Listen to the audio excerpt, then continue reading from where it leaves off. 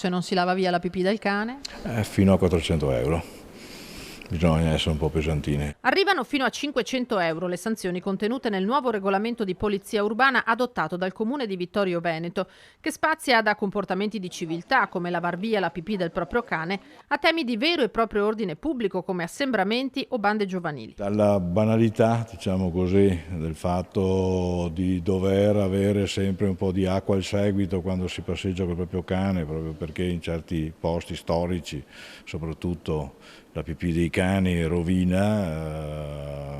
le colonne, rovina i muri, di poter lavarle subito. L'abbiamo copiato da altri comuni dove il problema si era evidenziato, tipo Treviso, l'abbiamo introdotto anche noi. Ma Vittorio Veneto, così come tutti i centri urbani più grandi, si è dotato di uno strumento proprio anche per contrastare il problema di risse, vandalismi, baby gang. Visto che oggi ci sono delle aggregazioni di giovani o comunque di persone che non si comportano tanto bene e di fronte alle quali non si hanno armi per poter obbligarli a migliorare i loro comportamenti, l'introduzione di norme che possono portare al cosiddetto DASPO urbano. Il regolamento è stato di fatto svecchiato, basti pensare che il precedente risaliva al ventennio. Avevamo un regolamento di polizia urbana che risaliva al 1931 e quindi chiaramente affrontava le problematiche di quell'epoca. Oggi, come sappiamo bene, le problematiche sono cambiate, per cui l'abbiamo interamente rifatto e qua ringrazio il comandante della mia polizia locale che ha lavorato molto per